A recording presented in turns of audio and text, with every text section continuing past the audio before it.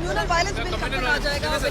हम लाएंगे, इसी सेशन में लाएंगे। लोग मंदिर में जाते हैं, मत्था टेकते हैं, वही लोग आपको बस में छेड़ते हैं।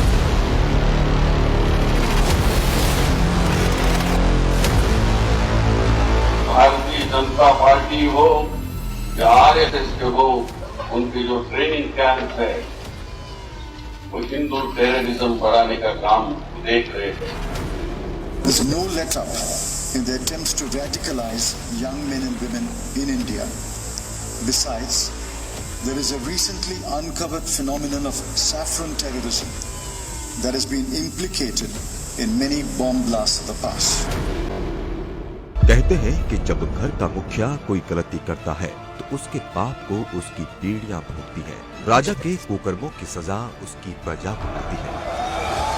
ठीक इसी तरह किसी राष्ट्र अध्यक्ष के लिए गलत निर्णय उस देश की जनता को भारी पड़ते हैं। शिक्षा से अंग्रेज और आचरण से विलायती देश के पहले प्रधानमंत्री जवाहरलाल नेहरू ने हिंदू बहुल भारत के हिंदुओं के साथ जो दोगला व्यवहार करना शुरू किया था, वो आज तक कांग्रेस की परिपाटी बना हुआ है।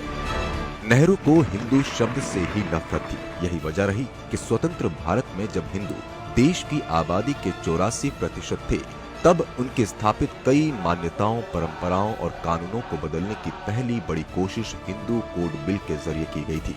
डॉक्टर राजेंद्र प्रसाद ने इस बिल के बारे में नेहरू को लिखे अपने पत्र में इसे अन्यायपूर्ण और अलोकतांत्रिक बताया था।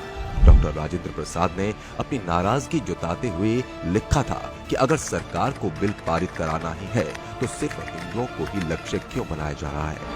सभी पंथ मजहबों को इसमें शामिल किया जाए, सभी के लिए विवाह विरासत के एक जैसे नियम बनाए जाए। लेकिन नेहरू की मनमानी के चलते कॉमन सिविल कोड या यूनिफॉर्म सिविल कोड जैसा कोई भी कानून लागू नहीं हो पाया था। लागू हुआ था तो सिर्फ हिंदू कोड बिल।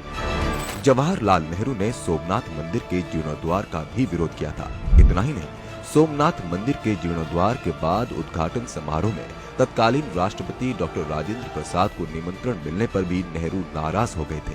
नेहरू देश को विदेशी संस्कृति में ढालना चाहते थे। वे चाहते थे कि भारतीय अपनी संस्कृति को भूल जाएं, लेकिन उनकी ये सोच सिर्फ हिंदुओं के लिए ही थी, बाकी किसी धर्म के लिए नहीं। यही वजह रही कि नेहरू ने 1955 में सेठ गोविंद दास द्वारा लोकसभा में प्रस्तुत भारतीय मवेशी रोकथाम विधेयक को सदन में धमकी देकर पास नहीं होने दिया था। इस विधेयक में गायों, बछड़ों और अन्य दुधारू और माल ढोने वाले मवेशियों के वध पर पूरी तरह से प्रतिबंध लगाने की मांग की गई थी। नेहरू की सोच, कथनी और करनी की ही तरह उनकी बेटी इंदिरा भी हिंदू विरोधी थी। नेहरू जिस गो हत्या पर प्रतिबंध लगाने के लिए कानून की मांग को ठुकरा चुके थे, उसी के लिए प्रसिद्ध संत स्वामी करपात्रु जी महाराज लगातार आंदोलनरत थे। कांग्रेसी सरकार के कान में जूं तक नहीं रेंग रही थी। इससे संतों का आक्रोश लगातार बढ़ता जा रहा था। 7 नवंबर 1966 गौ भक्तों के खून से लिखी इस तारीख को कोई भी भुला नहीं भूल सकता है। स्वामी करपात्रु जी महाराज के आह्वान पर 7 नवंबर 1966 को देश भर के लाखों साधु संत अपने साथ गायों, बछड़ों को लेकर लोकतंत्र के मंदिर के बाहर आ डटे थे।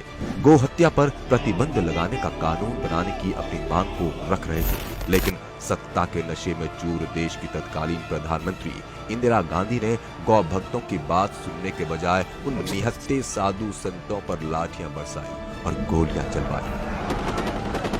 इस घटना को दबाने के लिए मीडिया पर दबाव तक बनाया गया था।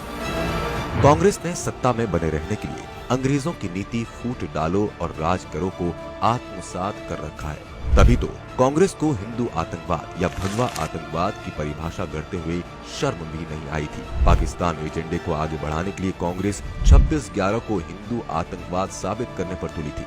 हिंदू विरोधी कांग्रेस की पाप गाथा अभी बहुत लंबी है।